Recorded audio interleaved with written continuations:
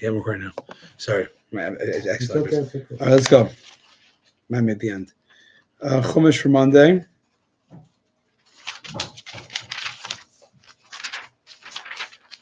For Yisrael. Okay, page 15.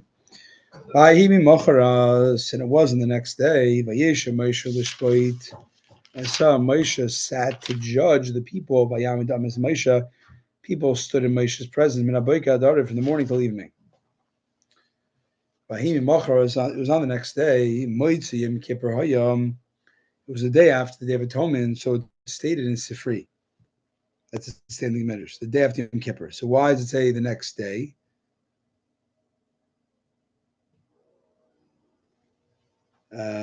It means the day after Moshe came down from the mountain.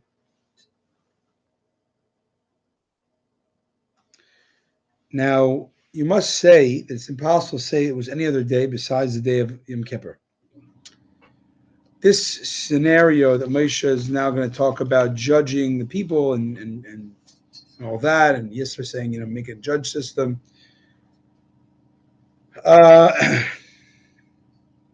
It can't be it was before the giving of the Torah. Why? Because the Moshe couldn't say, I informed them of God's statutes, decrees. Like if he didn't get the Torah yet, then how's he informing them of the Torah, of the mitzvahs? And once the Torah was given to Yom Kippur, Moshe didn't sit down to judge the people, because we know from the 17th of Tammuz, when he went down and broke the tablets, and the next day, for the next 80 days, he was going up there to get forgiveness. 80, I thought it was 40, and then the second 40. The second 40, yeah. So, in other words, it had to be this story of the judge in Yisrael happens after the giving of the Torah, even though it's written before the giving of the Torah. And it's not written in chronological order. For the section of Machar, it's not said until the second year. And even according to the one who says that Yisrael came before the giving of the Torah, there's an opinion that says Yisrael came before the Torah was given. His release to return to his own land was not until the second year. Moshe escorted his father-in-law. We find we are now traveling to the place. Please do not leave us. And if this return of Yisrael to his land mentioned was before the giving of the Torah, from when Moshe sent him on his way and he left, where do we find that he returned?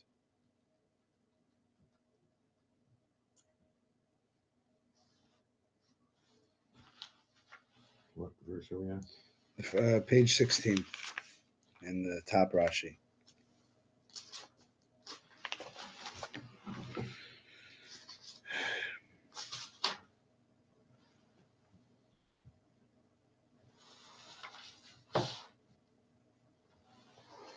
So, even according to the opinion that Yisrael came before Mount Torah, he must have left after the giving of the Torah. And then, otherwise, because the point he's saying here is that this story, the episode of the spies of the judges, happens after the giving of the Torah, and Yisrael was there, and either Yisrael came after the giving of the Torah, or he came before the giving of the Torah and stuck around, and he did not. And when he said that Yisrael was escorted away, that must have happened way later, because otherwise we don't see where did he come back. If you're going to say that Yisrael is a different, that the verse in Bamidbar where it talks about he escorted Chosen, his father-in-law, it calls him the name of Chovav, and maybe that was Yisrael's son, as some would say. So Yisrael maybe had left already, or Yisrael never left at all. Maybe his son leaves. Nope. Rashi's Chovav is Yisrael, as we see elsewhere from the sons of Chovav, the father-in-law of Moshe. I think I have a feeling, if I can interrupt for just a second, Sure. that somewhere along the line, Tzipporah and Moshe separated permanently. We say that later. What? We say that later. We say that outright in Bamidbar. Right, exactly. Okay, so we wait till Bamidbar to mention, Yeah. talk about it. Yep. Vayesha, my next Rashi. Vayesha Moshe again. Moshe sat and the people stood. Yeshu Kimela b'kulam. He stood like he was sitting like a king, and all the people were standing. This matter was displeasing to Yisrael, that Moshe was treating Yisrael with a lack of respect, and he rebuked him for it. As it says, "Madua at yesh levadecha." Why do you sit alone? All the people stand. But by the way, just for future context, we don't want to talk too much about the breakup with Sephora. Otherwise, we might end up with white scales. Right. Exactly. Okay. In a boycott the Arev from morning till evening. Is it possible to say this that he actually sat from morning till evening? Rather, it can be understood in the sense that any judge who judges a case absolutely truthfully, even if the time spent on it is only short, the verse considers it as if he had been occupied with Torah.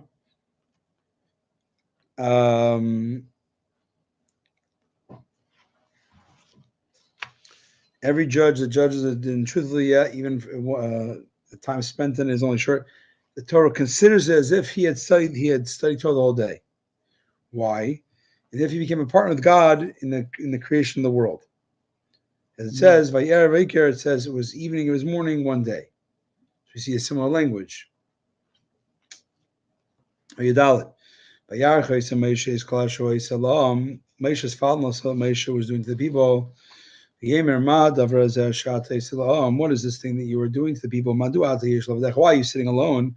All the people are standing over by you. From morning till evening. Rashi, Tesvav, next verse. Moshe said to his father-in-law, the people have come to seek instruction from God. Tesvav, he will come. Kiva Lashon Heva, for the people in a present tense. People are coming. L'draish elikim, to see God, kitargumai, lemisma ufan, to seek instruction from the mouth of the Almighty. L'shaltam and piyagvura. To say kiyilahem davar ba'ilai, when any one of them has a matter of law,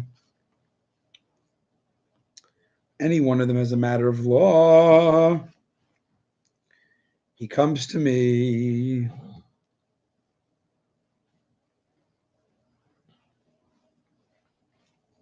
So any one of them has a matter of law, he comes to me. V'shavati ben ish le'beineu.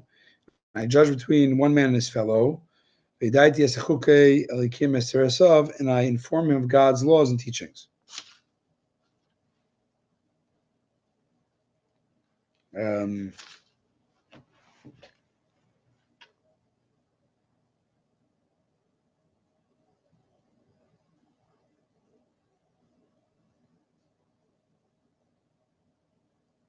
Yeah, okay. See Rashi, when they have a matter, whoever has a matter of law comes to me. Misha Hoya. Yeah, okay. Yudzayin. Moshe's father said to him, Loi toiv hadavar, this is not good. Ashrata said that you were doing. Rashi, Moshe's father-in-law said, the Torah honors him by calling him the father-in-law of Moshe, the father-in-law of the king.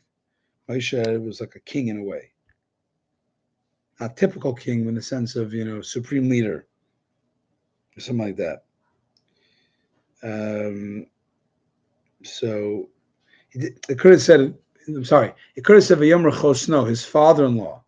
Why did it say the father-in-law of Moshe? Obviously, that's what we're talking about. It wants to honor him by being the father-in-law of the leader. Yudches, Novel Tibel Gamata Gamama Zashima, you will surely wear yourself out, not only yourself, but also the people with you. Ki Chavid Mimcha Davar, for the task is too hard for you. You will be unable to accomplish it alone. Novel Tibel Kitargumai, its meaning is English translates it as Mila Silla, you will surely wear yourself out. Ulashani Lashin Kimisha, the literal meaning of the word is an expression of withering. Kimaiv Alanovim in Kinva Alav Gamer, Shu Kamosh Ayidechama Vaidikara Vakechet Tashanilla. You'll wear yourself out. Okay. Yep. Okay, Kamata. This is you also, you and Aaron and Chur and the 70 elders will also be worn out. Why?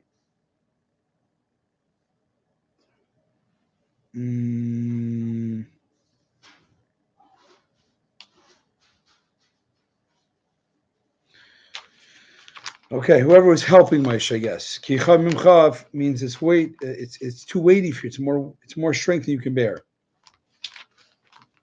Yud tes atash mavakeli yatzcha v'hilikimach. Listen to me now. Listen to me now. I shall advise you.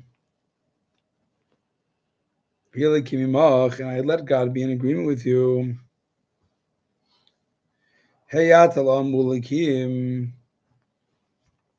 Let Hashem be in agreement with you on this matter.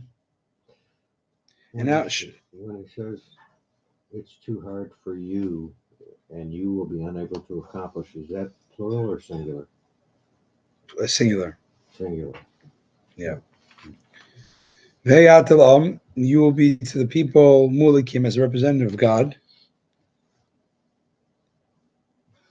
and you will bring these matters to the street to God. Rashi, Yatzchavi Elikimach, I will advise you, let God be with you. Let God be with you concerning the advice. He said to him, go and consult with Hashem to see if agrees. Heyatalam mulikim, you'll be the people opposite God. You'll be the mshliach, the melitz, the intermediary between them and Hashem, and rendered and ask him to render judgments for them. I guess the big cases, Supreme Court, And so Dvar in the matters, divided advice in the matters of dispute. Chaf, as you shall warn them about the Torah, the laws and the teachings. By diet and you will inform the path they shall follow. And the deeds they shall do. Rashi. You will perceive with your Ruach HaKodesh on you. I'm sorry, no, there's no Rashi. You shall prophetically select from among the entire people men of wealth, God-fearing people, Anshem, people of truth, men of integrity and who despise monetary gain, and you will appoint over them the people as officers of thousands, officers of hundreds, officers of 50, and officers of tens. Who hate monetary, skipped Rashi. Back. Rashi on page 19.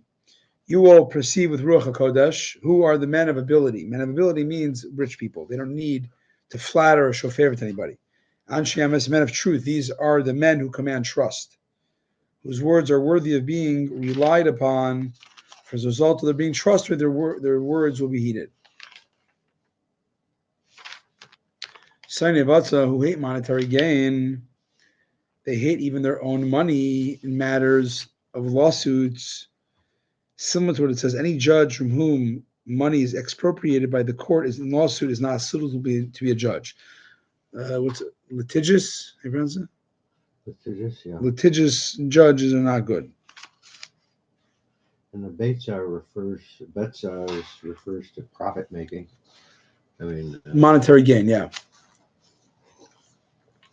Even legitimate monetary gain in through a litigious way.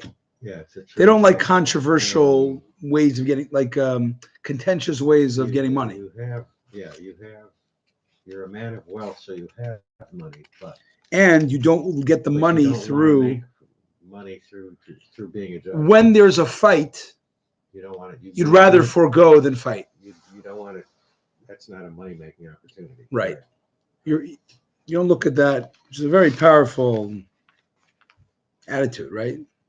Yeah. Make money, but not with other people's, contention. Right.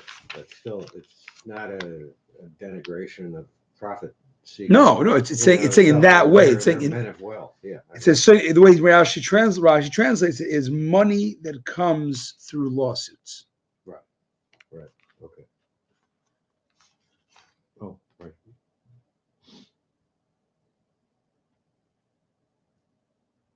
Right. Yeah. Meaning there's a certain, it seems to me it's like the person's wealthy, but they're not penny pinching. They're not like desperately holding their purse strings. Well, he might be in the way he earns money, but the point here is I'm saying with other supposed to people, do it with other in people. the court. He's not when functioning as a judge. No. We're saying in his personal life. Yeah. This guy is not litigious. That's what we're saying. He has money, and when people bring him to court, or he brings others to court, he'd rather settle and not get money expropriated through the courts. Oh, I see. That's the thing. That he's not. It's not when he's a judge. When he's a private person, because we're picking people that are not judges yet. They're private people. So he doesn't view a lawsuit as an opportunity for. He stays away from contention. Right. It sounds like he stays away from getting money through contentious fights. He doesn't go around suing people. Okay. Right, exactly. For no good reason. Or even for good reason. Even for good reason, he'd rather forgo than push it in court. Okay. So officers of thousands. These are 600 officers for the 600,000 males, the children of Israel.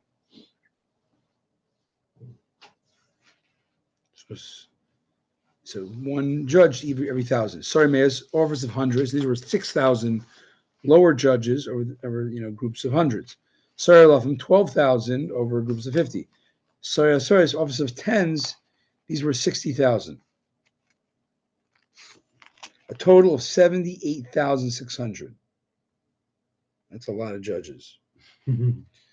Okay. Chabez v'shavtu ha'am b'chleis. They shall judge the people at all times. And let it be that every minor matter they bring to you, and every minor deal they shall judge by themselves. They judge by themselves. This will make easier for you, and they will bear the burden with you. Rashi v'shavtu means vidinun. They shall judge, an expression of command. This thing is to make it easier for you. This thing, lahakil means to the opposite of heavy. It'll make it lighter. As you know, the causative.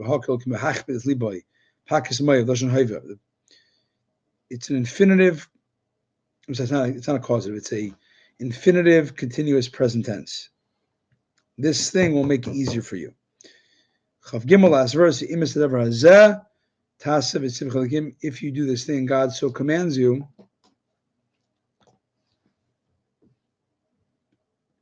If it's this thing you do that God commands you, and if you do this and God agrees and commands you to do what I'm saying, if you'll be able to manage. The Gam Kolam all these people too, they'll find their right place peaceably. Rashi, God will command you, you'll be able to manage. Consult with God, He Malach B'Gvura, the Almighty. If He commands you to do this, you'll be able to sustain it. If He prevents you, you won't be able to sustain it. You think I'm pretty sure I'm right, I guess. Let me see the Chumash a second. What do they translate? Look what he's saying. Like if God says no, then I don't know what you're going to do.